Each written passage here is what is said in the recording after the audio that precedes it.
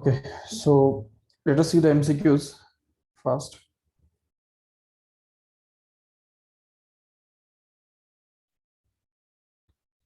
अच्छा, PDF file दिख रहा है सबको? Yes sir. उस पे कुछ पैचेस तो नहीं दिख रहे ना आसपास में? नहीं सर। No sir. ओके, ठीक है, चलेगा. Yes, so see the second question. Just read it carefully.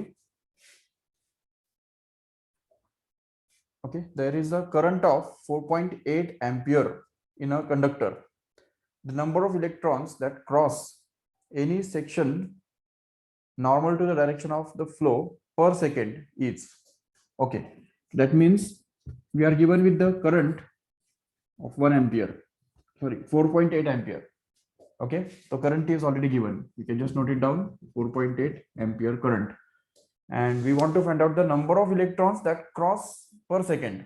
Okay, but the number of electrons crossing per second is to be found out. तो अभी देखो, एक्चुअली करंट का जो फॉर्मूला है वो हमको ऑलरेडी पता है. Current is already equal to charge upon time. ये तो पता है सभी को. Yes, but charge is actually just a charge flowing per second. इसको ही बोलते हैं चार्ज पर यूनिट टाइम. तो चार्ज फ्लोइंग पर सेकेंड निकालने के लिए हम इसको चार्ज को टाइम से डिवाइड करते हैं. ठीक है, but you know what is the formula for charge? Actually charge के लिए क्या फॉर्मूला होता है?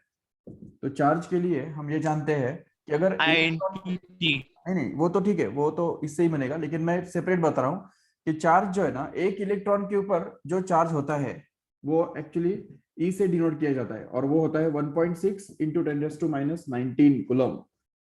ये पता है सभी को? This is the charge on electron. एक इलेक्ट्रॉन के ऊपर इतना चार्ज होता है. ठीक है, अभी जितने इलेक्ट्रॉन्स जाएंगे या जितने भी इलेक्ट्रॉन्स होंगे उनके ऊपर कंबाइंड चार्ज कैसे हम निकालेंगे? The total charge on n electrons can actually found out by simply multiplying this E by n. So n times E will actually give us the total charge, right? तो charge के लिए formula क्या बना? Number of electrons multiplied by charge on one electron. ये simple सी बात है. जैसे अगर दो इलेक्ट्रॉन्स होंगे तो उनके ऊपर कंबाइंड चार्ज कितना होगा? 3.2 इंटू 10⁻⁹, मतलब इसका डबल. अगर 3 इलेक्ट्रॉन्स रहेंगे तो triple, 4 times and so on like that. So accordingly जितना भी एक इलेक्ट्रॉन के ऊपर चार्ज है उसका nth मल्टीपल इतना रहेगा charge on all the electrons combined together. Remember, and that's why we can just see this will be the total charge here, and then we can just put this value of charge here in the numerator so that we can get this as n into E upon T. Okay, but अभी इसको हम थोड़ा ऐसा भी लिख सकते हैं, अगर सेपरेट आउट करते हो तो ये n अपॉन टी जो है वो एक ब्रैकेट में, और E जो है उसको हम सेपरेट दूसरे ब्रैकेट में डाल सकते हैं, no doubt. And this, what is this number of n upon t here? What you can call this? इसको हम क्या बोलेंगे? Number of electrons per unit. per unit time. That is what we have to find it out. Correct, यही तो हमको निकाल के दिखाना है. Number of electrons crossing per unit time, मतलब number of electrons crossing per second, इसको ही बोलते हैं. n अपॉन टी निकालना है हमको. तो how can we find it out? तो ये n अपॉन टी निकालने के लिए E को सिर्फ इस तरफ भेजना पड़ेगा. तो वो हमें बनेगा I upon E is equal to n upon t, and n upon t is the thing which we have to find out. So it will be obtained just by taking the ratio of I and E simply. So अभी I कितना है? तो वो देखो उधर वहां पे 4.8 दिया हुआ है, और E जो है वो भी हमको ऑलरेडी पता होना चाहिए. 1.6 में दिया नहीं है लेकिन हमको पता होना चाहिए. So it will be 1.6 into 10⁻⁹ coulomb. This is the charge on electron, which is already well established and well known. You must remember it, and then we can just cancel it out. 1.6 and 4.8, 4 बचेगा. और ये जो 10⁻⁹ है वो ऊपर जाके plus 18 plus 19 plus 19, right? So 4 into 10⁻⁹. This is the number of electrons passing per second. That is going to be the answer. Let us check the options. अच्छा, पहले इसका स्क्रीनशॉट ले लो. So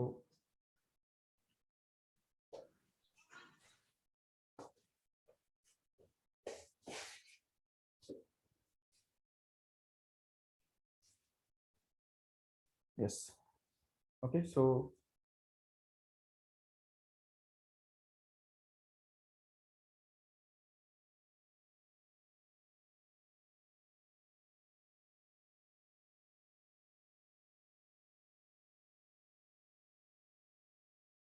will be 4 into 10 raised to 19.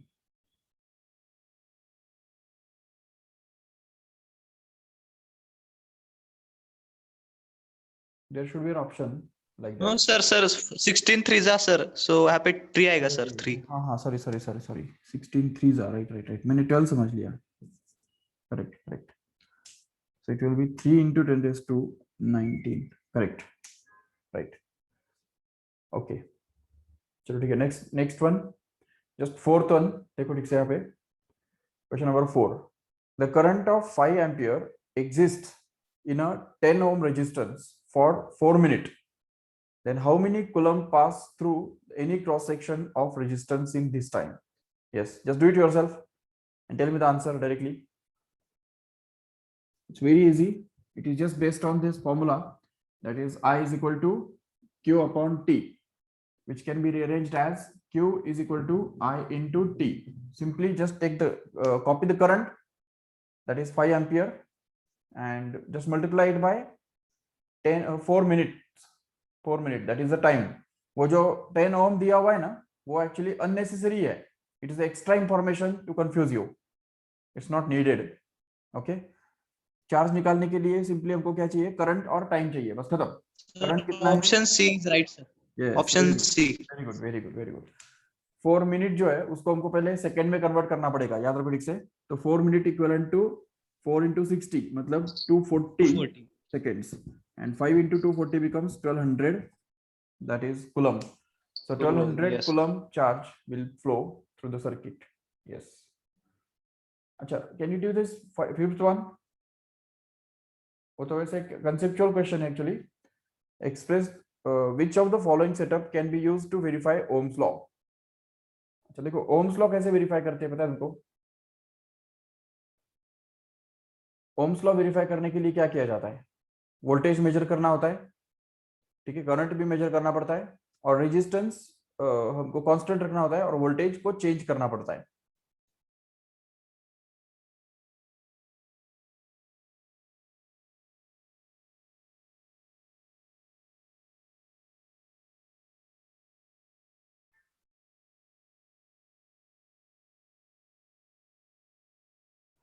Sir, I think D1 is right. I think D1. I think sir option D लग रहा है sir मुझे. D. देखो सबसे पहली बात ये है कि voltmeter has to be connected in parallel.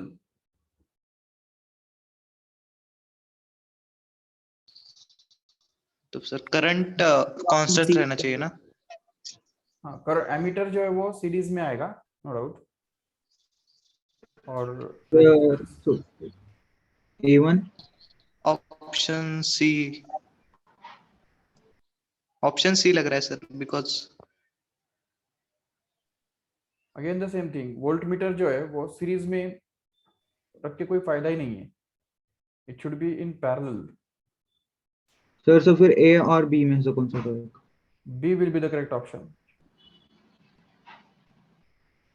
देखो सर और एक बार सर बताओ सर. हाँ बताता हूँ, एक मिनट. देखो एक बात याद रखो कि voltmeter is always to be connected in parallel. ठीक है, मतलब जिन दो पॉइंट्स के बीच में का हमको वोल्टेज मेजर करना है, तो उन दो पॉइंट्स के पैरेलल में वोल्टमीटर लगाया जाता है, और एमीटर हमेशा सीरीज में लगाया जाता है, सीरीज में. ठीक है, जिसके अंदर करंट फ्लो करना है या जिसके अंदर करंट फ्लो हो रहा है तो उसके सीरीज में लगाया जाता है. तो अब यहाँ पे अगर देखेंगे ठीक से,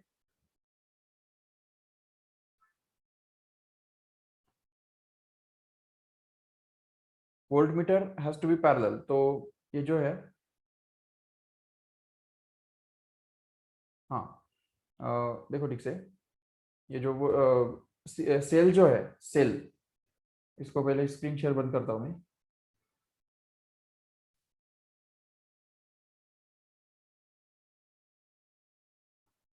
ओके देखो, एक्चुअली ओम्स लॉ ये करेंगे वेरीफाई करने के लिए क्या करते हैं हम, ये सेल लेते हैं, ठीक है, इसके अक्रॉस एक सपोज हमने रेजिस्टेंस लगा के रखा है, ये सपोज रेजिस्टेंस है, ठीक है, और यहाँ पे एमीटर हमको लगाना होता है जो रेजिस्टेंस में से जो करंट है वो मेजर कर सके. तो ये एमीटर लग गया, ठीक है। और फिर वोल्ट मीटर जो है, वोल्ट मीटर भी हमको इसके पैरेलल में लगाना होता है, इन दो पॉइंट्स के बीच में, ठीक है। तो so that it can measure the voltage, और हमको यहाँ पे वोल्टेज चेंज भी करना होता है। तो वोल्टेज चेंज करने के लिए देखो ठीक से वहां पे क्या किया हुआ है,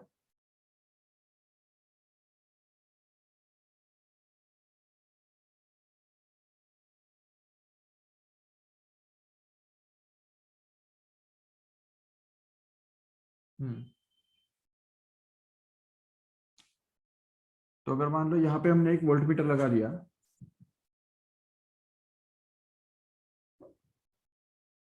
और एमीटर तो ऑलरेडी है, और एक रेजिस्टेंस जो है, तो ये रेजिस्टेंस जो है वो फिक्स्ड है, और ये जो है वो वेरिएबल है। तो इट्स ओके, ये दोनों शफल कर सकते हैं, कोई प्रॉब्लम नहीं। तो अभी इसमें होगा क्या कि जो रेजिस्टेंस है ये वेरिएबल रेजिस्टेंस है, तो ये रेजिस्टेंस कम ज्यादा करने से क्या होगा कि इसके अंदर जो करंट है वो कम ज्यादा होगा। तो रेजिस्टेंस जैसे ही कम होगा तो करंट बढ़ेगा, और रेजिस्टेंस जैसे ही बढ़ेगा तो करंट कम हो जाएगा। बट द वोल्टमीटर वोल्टेज जो है, इनवर्सली क्या क्या मतलब इनवर्सली होगा, नहीं सुना नहीं दिया सर इनवर्सली होगा क्या, जब ये बढ़ेगा तो वो कम होगा हाँ ऐसे? हाँ हाँ, वही inversely inversely, right right right. तो वही बेसिक बात हमको यही समझनी है कि voltmeter has to be connected in parallel to the resistance in which the potential difference is to be measured, and ammeter has to be connected in series with the resistance in which the current is to be measured, ठीक है।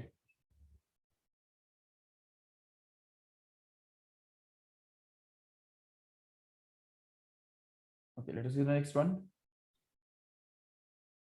okay, ये 6th वाला देखो एक बार ठीक से।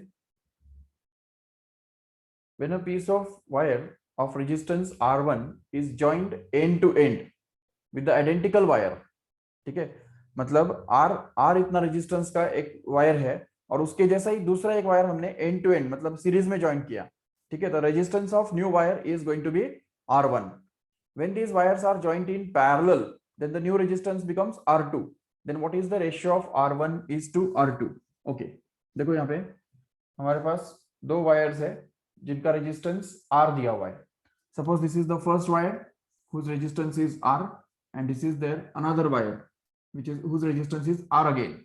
when these two wires are just connected end to end, अभी end to end का मतलब क्या होता है, ऐसे ये देखो, तो इसमें क्या होगा कि जो रेजिस्टेंस इनका जो बनता है वो दिया हुआ है R1, बराबर। अभी R1 has to be equal to the sum of R and R here, तो मतलब ये जो R और ये जो R है ये दोनों सीरीज में लग गए, इसलिए यहाँ पे R1 जो है, R1 निकालने के लिए हम सीरीज का फॉर्मूला यूज करेंगे, जो एक्चुअली R प्लस R मतलब 2R बन जाएगा। तो R1 can be written as 2R, no doubt. But when these two same wires are just connected in parallel to each other like this, अगर ये wire ऐसा लगाया और दूसरा वायर यहाँ पे उस तरह से लगाया, पैरेलल में लगा दिया दोनों को, तो उस केस में उनका जो इफेक्टिव रेजिस्टेंस है वो कितना दिया हुआ है, R2 दिया हुआ है। But we have that is 1 upon R2 can be equal to 1 upon R plus 1 upon R. That means 1 upon R2 must be equal to 2 upon R, which when taken reciprocal on both sides gives R2 is equal to R by 2 simply. तो ये जो है R2 हमको मिल गया, और यहाँ से R1 भी मिल गया। अभी क्या करना है हमको, we have to find out the ratio. So ratio find करना कौन सी बड़ी बात है, तो हम ये निकाल सकते हैं आराम से, R1 upon R2 will actually be equal to, see this R1 is actually going to be 2 times of R1 R, and R2 is actually going to be R by 2 here, so that this is R by 2. and if you just 4R by 2, हाँ R by 2 समझा क्या ठीक से, या explain करो वापस। Yes sir, sir 4R by R, 4R by R, 4 R आएगा, 4 आएगा, ओनली 4, R तो कैंसिल हो जाएगा ना। यस सर, देखो 2 हाँ 4R, 2 by R, so R will get cancelled and we'll be left with 4. just 4. That's it. So 4 will be the final answer. The ratio will be 4. Yes, just take the screenshot. Excuse me, sir. हाँ, Sir, can you repeat how you found R2? R2 का ना, अच्छा देखो ये एक तो हम ये फॉर्मूला से भी कर सकते हैं, या तो फिर कल मैंने एक ट्रिक भी बताया था आपको, अगर दो आइडेंटिकल रेजिस्टेंसेस पैरेलल में लगते हैं तो उनका रेजिस्टेंस, इफेक्टिव रेजिस्टेंस जो है वो हमेशा उनका आधा हो जाता है। अगर 3 है तो 1/3 हो जाता है, अगर 4 है तो 1/4 हो जाता है। ये एक ट्रिक भी है, तो वो भी यूज करो वो भी याद रखो ठीक से। बट अगर आपको ये मेथड से समझना है, मतलब ये जो 1/rp वाला जो फॉर्मूला होता है हमारा, 1/rp is equal to 1/r1 plus 1/r2।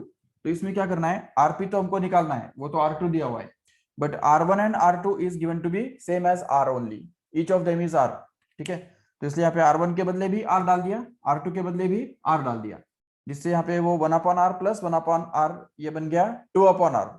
ये तो पता है तुमको कि r जो है वो can be taken once in the denominator, and 1 + 1 will add up to 2, and once we get this 1/r2 equal to 2/r, we can just take the reciprocal on both sides, and we can get this r2 is equal to r/2 as a final। okay, तो ये हमारा बन गया r2 और ये बन गया r1, और उसका रेशियो लेना वो तो इजी है, समझे ठीक से। r2 इक्वल टू r/2 कैसे आया? यस, अरे बोलो। ठीक है, देखो वैसे भी ये ट्रिक के फॉर्म में ही याद रखो कि जब दो रेजिस्टेंसेस अगर पैरेलल में लगते हैं तो हमेशा उनका जो इफेक्टिव रेजिस्टेंस है वो हर एक के आधा हो जाता है। अगर वो दोनों सेम है तो effective resistance will be half of each of them, no doubt. Yes, let us see the next question.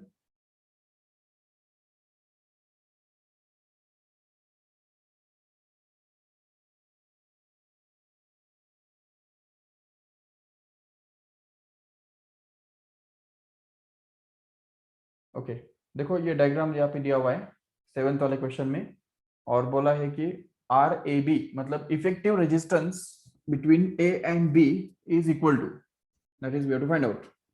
Okay, effective resistance ढूंढना है, तो उसके लिए हमको ये समझ के लेना पड़ेगा कि कौन वहां पे सीरीज में है और कौन पैरेलल में है। देखो, this is point A here, and this is the point where the 3 resistances are connected together like this. Okay,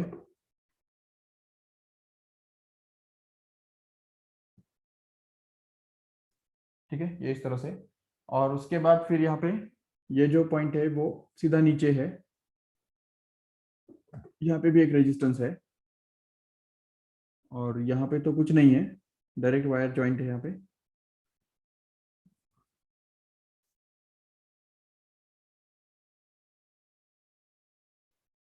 और फिर इस तरफ एक रेजिस्टेंस है और एक, और ये डायरेक्ट जॉइंट, और यहाँ पे और एक resistance. Okay,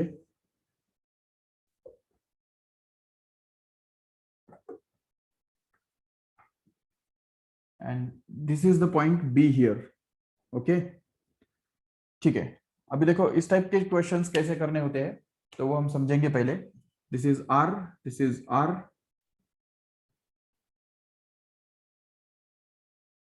this is R, this is R, and this is also R. Okay, तो अभी देखो सबसे पहले मुझे ये समझना है कि कौन से रेजिस्टेंसेस सीरीज में और कौन से रेजिस्टेंसेस पैरेलल में है। तो उसके लिए हम क्या करेंगे, सबसे पहली बात कि सीरीज में किसको बोलते हैं, जिनमें सेम करंट फ्लो होता है, जो एक लाइन में होते हैं। ठीक है, बीच में कोई डिवीजन नहीं होता है, करंट डिवाइड नहीं हो सकता है, तो उसको बोलते हैं सीरीज में है। अभी इसके अंदर अगर देखेंगे तो कोई भी दो रेजिस्टेंस हमको सीरीज में नहीं दिख रहे, तो ये तो सीधी बात है। ठीक है, लेकिन पैरेलल में किसको बोलते हैं, जो पैरेलल में रेजिस्टेंस होते हैं, तो पैरेलल में ऐसे रेजिस्टेंसेस होते हैं जो जिनके एंड पॉइंट्स कनेक्टेड हो। ये देखो, ये फर्स्ट एंड पॉइंट कनेक्टेड है, और at the same time second वाला एंड पॉइंट जो है वो भी कनेक्टेड होना चाहिए। ठीक है, मतलब दोनों रेजिस्टेंसेस के दोनों एंड पॉइंट्स इकट्ठा होने चाहिए, तब जाके उसको हम पैरेलल में बोल सकते हैं। ठीक है, अभी मुझे इसमें बताओ, यस, कौन से दो रेजिस्टेंसेस पैरेलल में है, सीरीज में तो कोई है ही नहीं, पैरेलल में कौन से है। उसके लिए थोड़ा तुमको तकलीफ होगा, क्योंकि ये ब्रांच में कुछ भी नहीं है ना, इसलिए ये थोड़ा प्रॉब्लम करेगा। ये इवन ये ब्रांच में भी कुछ भी नहीं है, तो इसलिए वो थोड़ा सा प्रॉब्लम करेगा आपको। तो इसके लिए बेस्ट वे मैं क्या सजेस्ट करूंगा कि आप सभी पॉइंट्स को नाम दे दो। ये पॉइंट जो ए है, ये ए है, मतलब ये भी ए ही है। ठीक है, मतलब ये वायर डालने से कोई पॉइंट का नाम नहीं बदलता, सिर्फ वायर अगर बीच में है तो that wire can be just wrapped, ठीक है, ये वायर होके भी ना के जैसा ही है, तो इसलिए उस वायर को नहीं रखेंगे तो भी चलेगा, just like we can just call this point as A only. Okay, अगर ये पॉइंट बी है तो ये पॉइंट को भी हम बी बोल सकते हैं जरूर, तो this is going to be B only here. Okay, अभी लेकिन और एक दूसरा पॉइंट कौन सा है, ये देखो, ये वाला पॉइंट जो है उसको हम बोल देंगे सी, क्योंकि वो अलग है, ठीक है। लेकिन अभी अगर ये सी है, अच्छा नहीं नहीं नहीं, अब देखो अगर ये बी है तो इन दोनों के बीच में तो वायर है ना, सीधा वायर है, स्ट्रेट वायर, मतलब उससे कोई पॉइंट का नाम तो नहीं बदलने वाला, तो इसलिए इसको भी हमको क्या बोलना होगा, बी ही बोलना होगा। समझा क्यों? क्योंकि इन दो वायर्स के बीच में कोई भी रेजिस्टेंस है ही नहीं, इन दो पॉइंट्स के बीच में कोई रेजिस्टेंस नहीं है, जस्ट वायर है, तो वायर से कोई फर्क नहीं पड़ता, ये वायर को हम डायरेक्ट रैप करके ये पॉइंट को इधर उठा के रख सकते हैं, नो प्रॉब्लम। और अगर ये पॉइंट बी है तो ये भी बी होना चाहिए, क्योंकि इनके दोनों के बीच में भी कुछ नहीं है, सिंपल वायर है, तो इसलिए ये भी हमारा पॉइंट कौन सा हो गया, बी हो गया, ठीक है। बट अभी ये जो पॉइंट है वो कंप्लीट अलग है, इन बी से बिल्कुल अलग है, ए भी नहीं है वो, ठीक है, इसलिए इसको हमको सी बोलना पड़ेगा, this is going to be point C here. Okay, now what we have to do is we have to list out all these resistances and just reframe this diagram। ये पूरा डायग्राम हमको फिर से बनाना है, क्योंकि हमको ए और बी के बीच में रेजिस्टेंस निकालना है, तो उसके लिए हम यहाँ पे ए ड्रॉ करेंगे, this is suppose the point A here, okay, ये ए है, और बी दूसरा पॉइंट होगा हमारा, ये दूसरा पॉइंट है बी, ठीक है। अभी ए और बी के बीच में जो रेजिस्टेंसेस है तो वो हमको डायरेक्ट ए और बी के बीच में कनेक्ट करने हैं, और जो सी और ए के बीच में है और वो तो ए और सी के बीच में कनेक्ट करनी है। सपोज यहाँ पे एक पॉइंट हमने ले लिया सी, जो कि तीसरा पॉइंट है, ए और बी के अलावा तीसरा है, ठीक है। अभी अभी देखो एक एक रेजिस्टेंस को यहाँ पे मार्क करते जाओ। ये पहला वाला जो रेजिस्टेंस है, ठीक है, ये किसके बीच में है, ए और बी के बीच में है, बराबर, ए और बी के बीच में है, तो उसको हम पहले मार्क कर देंगे और वो यहाँ पे ऐड कर लेंगे, this is the resistance which is we have Sir, can I explain this? yes Sir, can you explain it again? हाँ हाँ हाँ, देखो अभी सबसे पहली एक बात ये देखो, सामने रखो कि ये जो वायर होता है, सिंपल वायर जो होता है, उस वायर के अंदर अगर कुछ भी नहीं है, एक भी रेजिस्टेंस नहीं है, तो वो वायर होके भी ना के बराबर है। मतलब हम ये वायर, इसको यहाँ से उसका लेंथ कम करके इसी पॉइंट को ए बोल सकते हैं डायरेक्ट, ठीक है। सेम वही बात यहाँ पे भी है, अगर इस वायर के अंदर कुछ है ही नहीं, रेजिस्टेंस ही नहीं है, तो फिर इन दो पॉइंट्स को अलग नाम क्यों देने का, कोई जरूरत नहीं है। तो अगर ये पॉइंट बी है तो ये वायर हम उसको ये हटा के इस पॉइंट को डायरेक्ट बी बोल सकते हैं। अभी वही बात इन दोनों के बीच में भी तो है ना, इन दोनों के बीच में भी वही तो हो रहा है। देखो इन दोनों के बीच में कोई भी रेजिस्टेंस नहीं है, सिर्फ वायर है। अभी वायर का तो लेंथ कितना भी कम या ज्यादा कर सकते हैं, अगर वायर का लेंथ बढ़ाओ तो ये पॉइंट बी इधर चला जाएगा, अगर वायर का लेंथ कम करो तो ये पॉइंट इधर भी आ जाएगा। तो इन दोनों पॉइंट्स के बीच में कोई डिफरेंस तो है नहीं, इसलिए उसको भी हमने बी ही बोल दिया है। और वही बात इन दोनों के बीच में भी है, देखो ये भी तो एक वायर ही है ना, तो इसलिए वायर का लेंथ अगर हम कम कम कम कम करते जाएंगे तो ये बी पॉइंट जो है वो इस तरफ खींचा जाएगा और यहाँ पे कोइंसाइड हो जाएगा। तो मतलब ये पॉइंट और ये पॉइंट पूरा इसमें ही आ जाएगा, ठीक है ना। तो ये दोनों पॉइंट जो है वो अगर वायर कम कर देंगे, उसका लेंथ कम कर देंगे, तो यहाँ पे ही वो कोइंसाइड होगा। इसलिए ये तीनों पॉइंट्स जो है वो उनका नाम एक ही है, वो एक ही पॉइंट है एक्चुअली, अलग अलग पॉइंट्स नहीं है वो, तो वो उसको बी ही नाम दे दिया हमने। लेकिन ये जो तीसरा पॉइंट है तो उसको हमने सी बोल दिया है, ठीक है। अभी हमको रेजिस्टेंस एक एक हमको यहाँ पे लगाने हैं। अब ये देखो ये वाला जो रेजिस्टेंस है उसके एंड पॉइंट्स कौन है, ए और बी है, करके यहाँ पे इस रेजिस्टेंस को हम एक एंड उसका ए पे लगा देंगे, दूसरा एंड पॉइंट बी को लगा देंगे, ठीक है। अभी ये रेजिस्टेंस के बारे में बात करो, आर जो है, तो उसके बारे में देखेंगे, हाँ ए और सी के बीच में है, so see here this is A and this is C, okay yes, समझा ठीक से?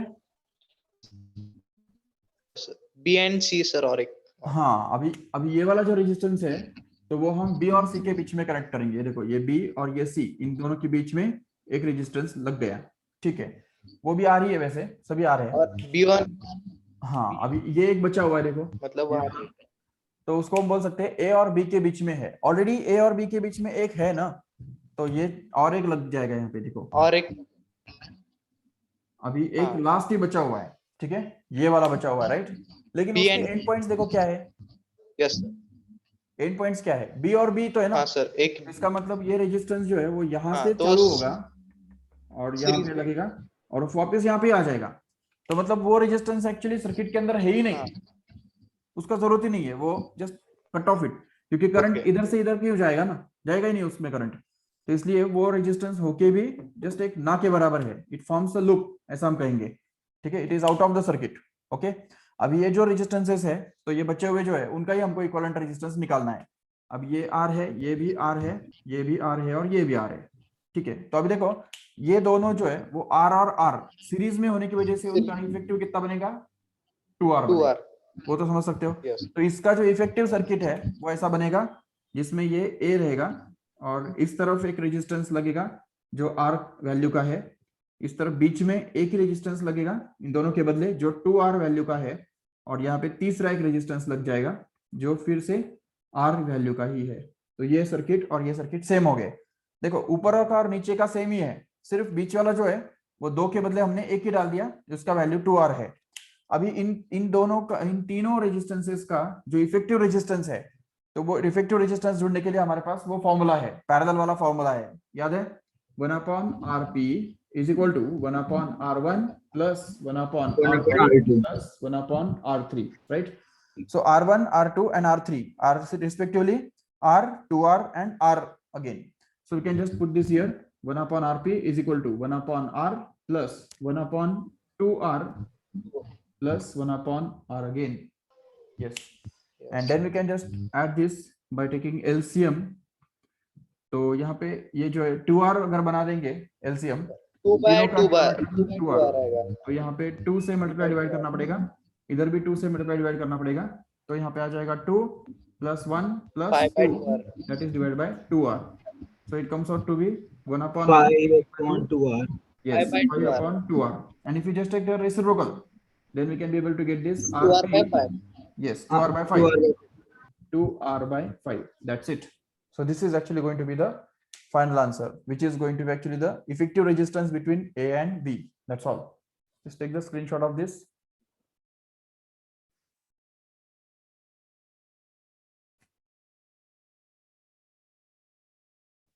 Yes. इसमें हमको ये एक बात समझनी है कि जो रेजिस्टेंस के एंड पॉइंट्स सेम होते हैं, ठीक है, तो वो रेजिस्टेंस आउट ऑफ सर्किट हो जाता है।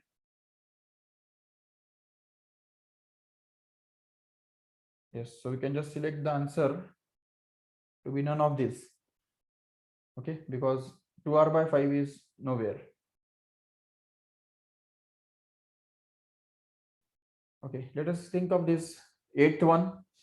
There are n number of resistances.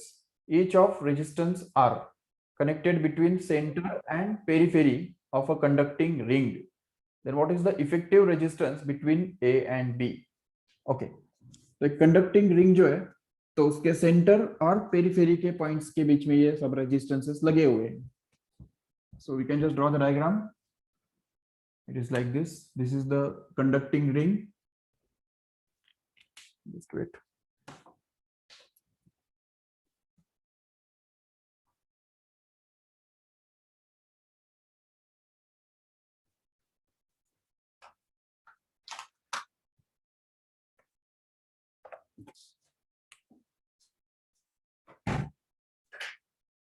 Yes, okay.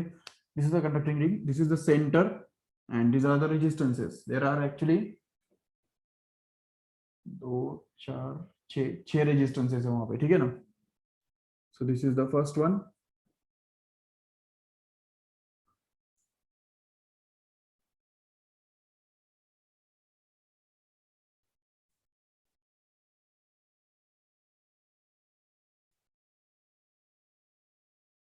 Okay. No, और दो है।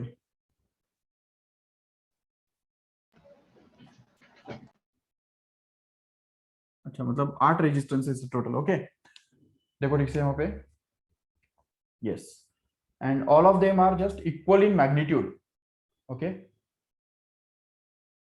And there are n number of resistances. Okay, n मतलब वहां पे जस्ट दिखाने के लिए 8 दिखाए हैं, लेकिन एक्चुअली सिर्फ 8 नहीं है, बल्कि वो n है, ठीक है। अभी चलो ठीक है, हम पहले 8 कंसिडर करके चलेंगे। तो देखो ये जो पॉइंट है वो तो एक, उसको हम नाम दे सकते हैं a सपोज, ठीक है। यस, उसको हमने समझो a बोल दिया। अभी अगर इस वाले पॉइंट को अगर हम बी बोलते हैं, ओके बी बोलते हैं, तो जरूर इसको भी हमको बी बोलना पड़ेगा। क्यों? क्योंकि इनके बीच में कुछ भी नहीं है कि नहीं? सेम वैसे ही इनके बीच में भी तो कुछ भी नहीं है, तो इसको भी हमको बी तो बोलना फिर पड़ेगा। सबको बी नाम देंगे। यस, तो सारे जो पॉइंट्स है वो बी ही हो जाएंगे, बिल्कुल।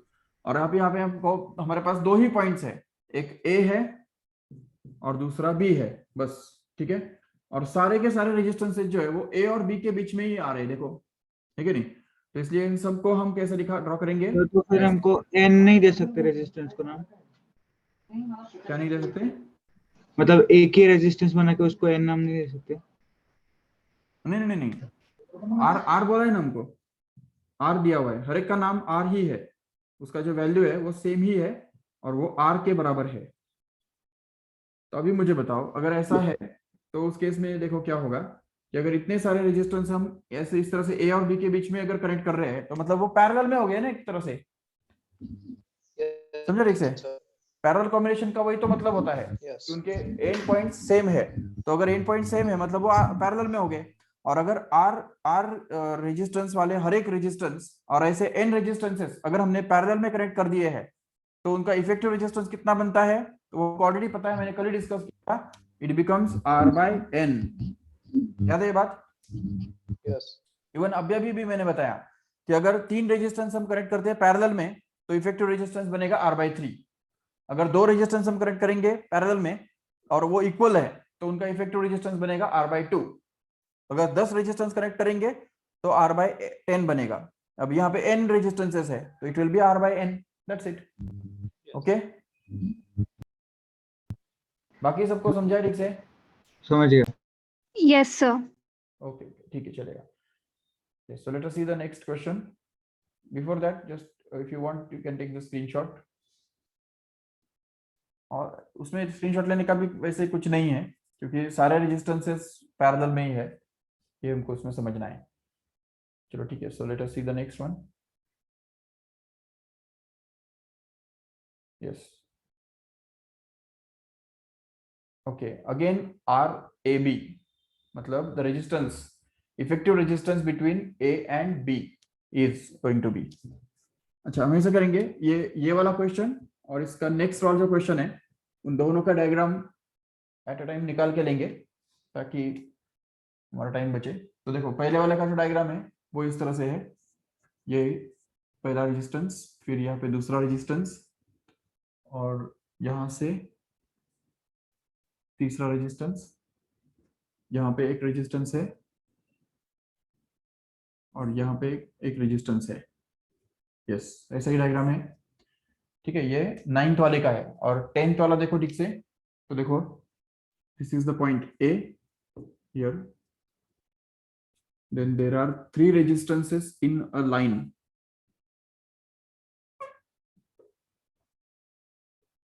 ये फर्स्ट वाला, ये सेकंड और ये third. Okay,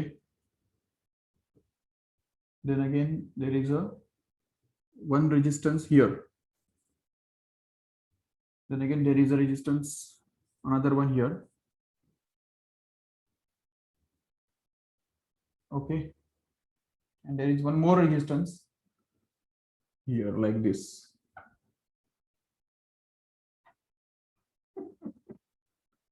Okay, and this point is given to be B here, and each of these resistances are actually not same.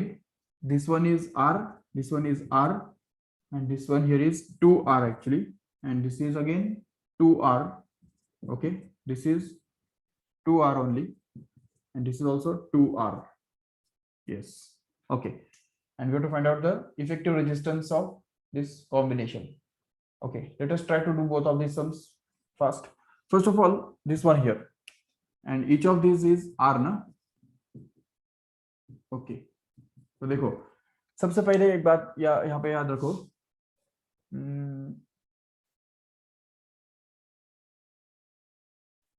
Okay, ये जो है तुमको थोड़ा सा आगे चल के है। ठीक है, इसमें कैसा है कि ये दोनों ये रेजिस्टेंसेस जो है वो ना ही सीरीज में है ना ही पैरेलल में है, तो ये आप अभी सॉल्व नहीं कर सकते। 11th स्टैंडर्ड में जब आपका ये हो जाएगा, किरचॉफ्स लॉ वगैरह हो जाएगा, तभी आप जाके ये सॉल्व कर सकते हो। ठीक है, so you can just leave this just focus on this one here, okay. अब देखो सबसे पहले तुमको ये दिख रहा है, ये दोनों जो है वो सीरीज पैरेलल में है, ओके। तो जब दो रेजिस्टेंसेस पैरेलल में होते हैं तो क्या होता है, उनका इफेक्टिव रेजिस्टेंस कितना बनता है, उन दोनों का आधा बनता है। ये समझो, ये पता है सभी को? हाँ, अभी 2R और 2R जब पैरेलल में लगेंगे तो इनकी दोनों के बदले में एक ही लगता हूँ, ठीक है। इन दोनों को हटा देता हूँ और उसके बदले एक ही लगाता हूँ जो इन दोनों का आधा होगा। और 2R का आधा कितना होता है, सिंपली R होता है। देखो मैं क्या कर रहा हूँ, अभी ये दोनों को मैंने हटा दिया, ओके, इन दोनों को हटा दिया और उसके बदले एक ही लगा दिया और वो R है। समझो ठीक से, एक ही लग गया यहाँ पे R, ठीक है। अभी देखो ये जो R और ये R, ये दोनों सीरीज में आ गए अभी, राइट। तो ये सीरीज में होने की वजह से क्या होगा कि ये दोनों का इफेक्टिव कॉम्बिनेशन का जो रेजिस्टेंस है वो सीरीज का रेजिस्टेंस होगा। और सीरीज में क्या होता है, एडिशन होता है, एडिशन। और इसकी वजह से यहाँ पे R और R ऐड होके कितना बनेगा, 2R बन जाएगा। इसलिए हम इन दोनों को हटा देंगे अभी और इनके बदले एक ही आ जाएगा और उसको हम 2R बोल देंगे, चलेगा। देखो ये 2R लग गया, ठीक है। अभी फिर से वही बात अप्लाई करो, हाँ फिर से आ रहा है। हाँ, यस यस यस, 2R और 2R ये दोनों पैरेलल में है करके इन दोनों के बदले एक ही हम यहाँ पे लगा रखेंगे और वो R वैल्यू का होगा। तो let us remove both of these resistances and just keep one resistances these 2 points and that will be of value R only. Sir फिर से 2R हो जाएगा। And then हाँ, then we can just say that this R and R is in series. तो series में 2R. Addition हो जाएगा and we can just remove both of these resistances and just keep one single resistance of the value 2R here, and this 2R now is going to be parallel with this 2R. So 2R parallel होने से ये R बन जाएगा। So answer is R final, okay? तो ये आपको mentally करने का प्रैक्टिस करना है, ठीक है। इसको आपको ओरली होना चाहिए ये सब पूरा।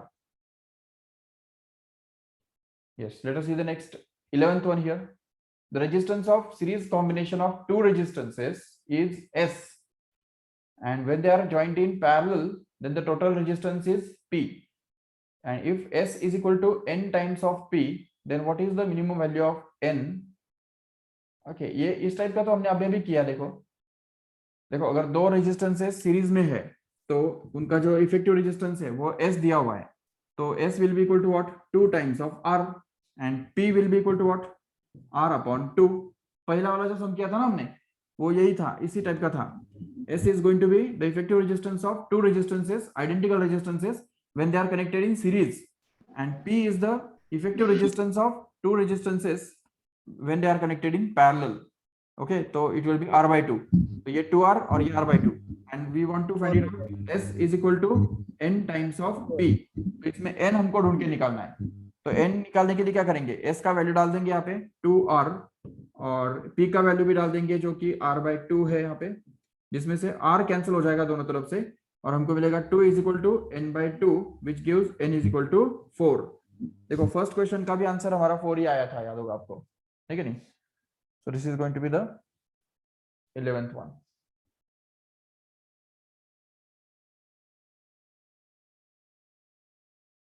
Yes, let us see the next one.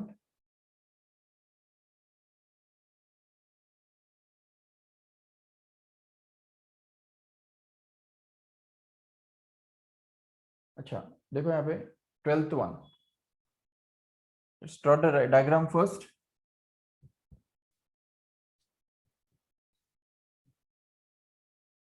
Okay, there is a square or rectangle like this. That means the rectangular circuit is there, and these are the branches. ये वायर्स है और इसमें दिया हुआ है कि यहाँ से 15 एम्पियर इतना करंट एंटर करता है, ठीक है। और कुछ इस तरफ जा रहा है और कुछ इस तरफ जा रहा है। अभी इस तरफ जो जाने वाला है वो 8 एम्पियर दिया हुआ है, ठीक है। और इस तरफ से 3 एम्पियर इंटर कर रहा है, राइट। और इस तरफ जो है वो कितना जा रहा है हमको पता नहीं, इस तरफ भी इस तरफ जा रहा है और इधर से 5 एम्पियर लीव कर रहा है, ओके। और यहाँ पे आई जा रहा है। अभी हमारा सवाल ये है कि the value of current I in this given circuit is, okay, it's very easy question, you can do it yourself. see, if 15 ampere current enters through this branch and out of that 8 ampere flows through this branch here, then how much will be flowing through this branch? Obviously Sir, 7. 7 remaining ना. 15 में से 8 अगर हट गया, 8 अगर इस तरफ चला गया तो बचा हुआ जो इस तरफ जाएगा, तो इसलिए यहाँ पे 7 एम्पियर जाएगा. चलो ठीक है. This 7 ampere will just add up to 3 ampere here, correct है? तो ये 7 एम्पियर और 3 एम्पियर दोनों ऐड होके कंबाइन यहाँ पे जाएगा, तो इसलिए 10 एम्पियर जाएगा. Very good. Okay, now just focus on this here. ये समझा ठीक से? हाँ, तो 13 आएगा आंसर. हाँ ना सर. 8 एम्पियर में से 5 एम्पियर निकल 5 इधर जाएगा तो 3 वहाँ पे जाएगा. 3 + 10 = 13 ampere. 3 ampere and 10 ampere combined together passes through this last branch. So the answer will be 13 ampere. Very good. Correct. Sir हमें सीईटी में ऐसे क्वेश्चंस आएंगे? हाँ, आ सकते हैं ना.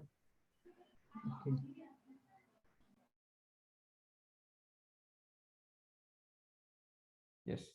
अब देखो 13th वाला देखो ठीक से. Again similar question. You can just do it on your own. देखो डायग्राम कुछ इस तरह से है.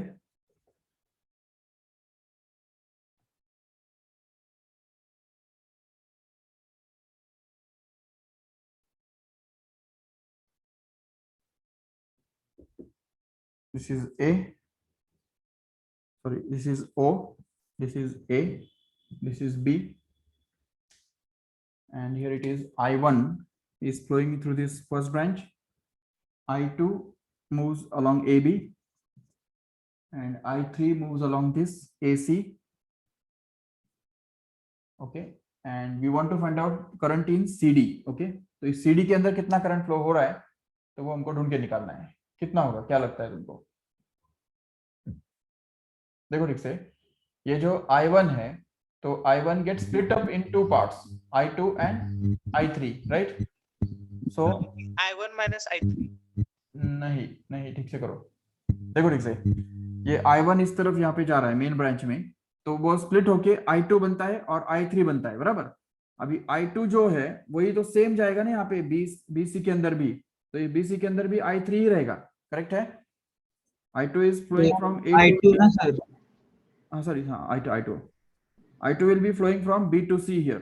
तो B to C पे, मतलब C पे I2 यहाँ पे कलेक्ट होगा ना, और A to C कितना जा रहा है, वो तो I3 जा रहा है, तो I3 और I2 will just get collected ना.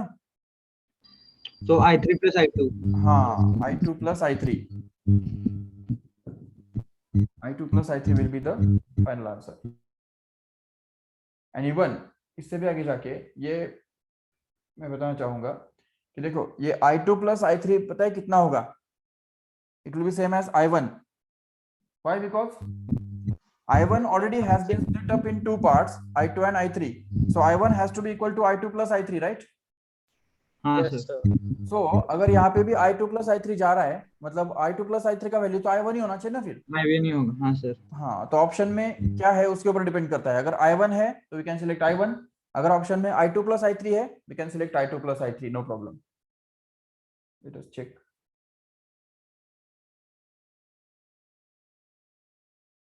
ओके, तो I2 plus I3 है. Okay, I1 is not there. So this C is going to be actually the correct option. Yes. अच्छा, अभी 14 वाला देखो ठीक से. Question number 14. वो तो अभी आप ओरली करो और मुझे डायरेक्ट आंसर बताओ. देखो इनकमिंग करंट कौन से है? 4, 2 एंड I, करेक्ट है? Just add these incoming currents here. 4 plus 2 plus 3, okay? नहीं, I. Yes, 4 plus 2 plus I. This will be the incoming currents. And outgoing कौन से है? 5 and 3 only. So this should be equal to 5 plus 3. मतलब incoming equal to outgoing. ठीक है, सो इसमें से हमको क्या मिलेगा? I is equal to, यहाँ से आएगा 8. I is equal to 6 जो है, 4 plus 2 जो है वो 6 बनेगा, and that 6 will be transferred that side so as to become -6. तो 8 minus 6 मतलब 2 ampere. Okay, so I must be 2 ampere. That's all. Yes. Let us see there is next question also, 15th one here.